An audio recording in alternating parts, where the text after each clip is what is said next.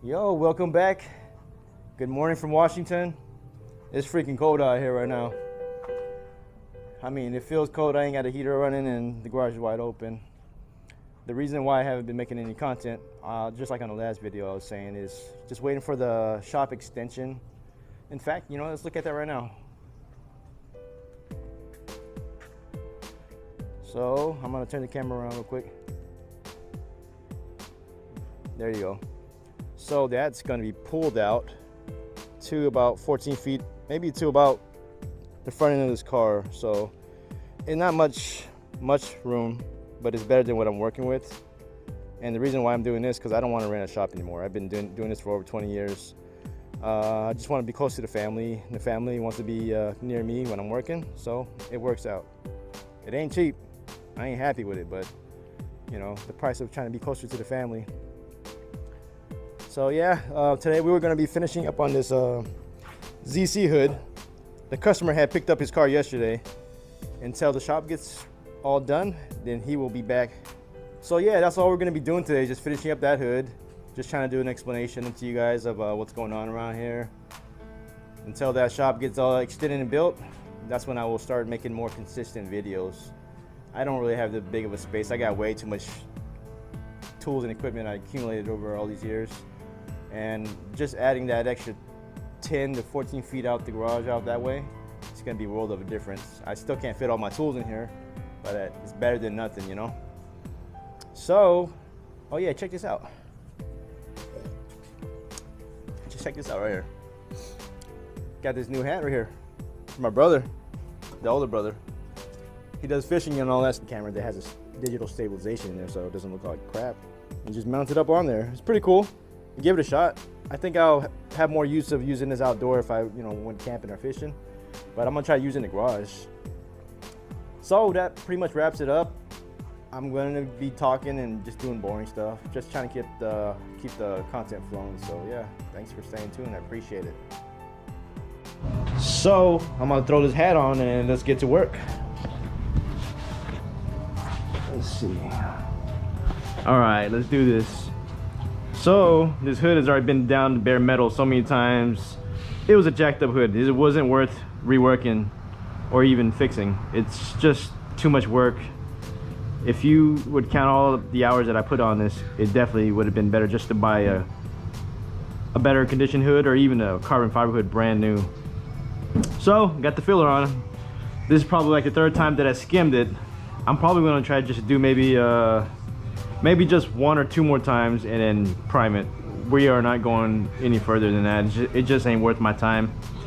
So you know what, I'm gonna get at that. I'm gonna block this out, just block it out with the long block in 80 grit and just cross our fingers, so I'm gonna throw this on a hyperlapse, so stay tuned.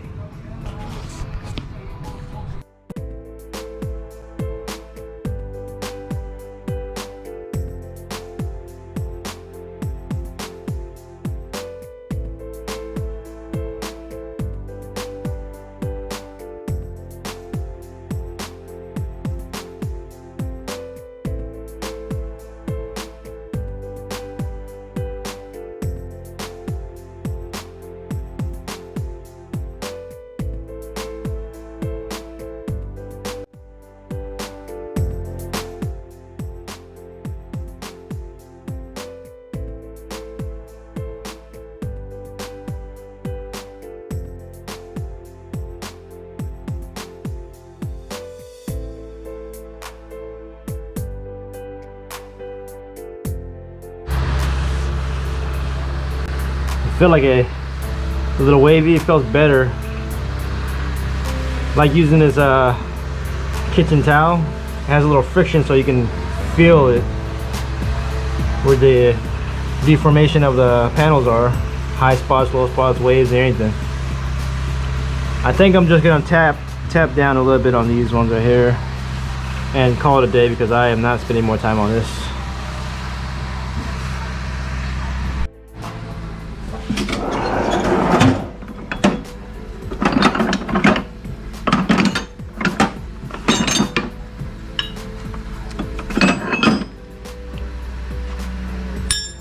So I might use the slapper or the spoon I call it a slapper because that's we do slap. And when I hit it, you don't hit it directly. You gotta hit it like that. You dirty minds, get your mind straight.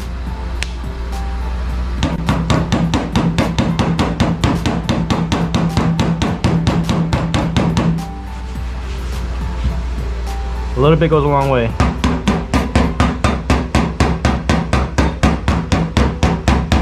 And you want to make sure it's flat on there. Don't want to hit on the edge. The angle. It's pretty straightforward.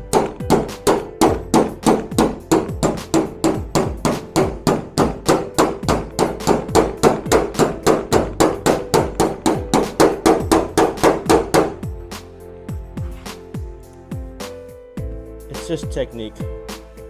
That's all it is. You gotta finesse it. You don't hit it hard. Just hit at an angle, kind of massage it out.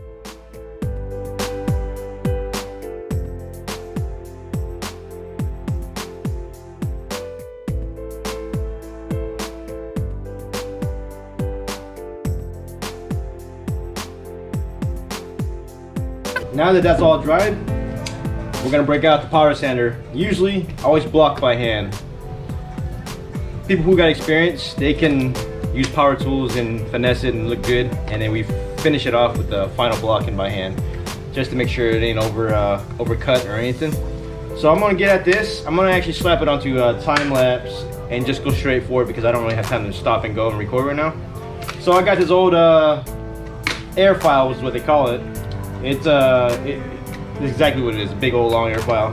But I got my dustless attachment substitute vacuum for this. So it takes probably maybe like 50% of the dust down. So let's get at that.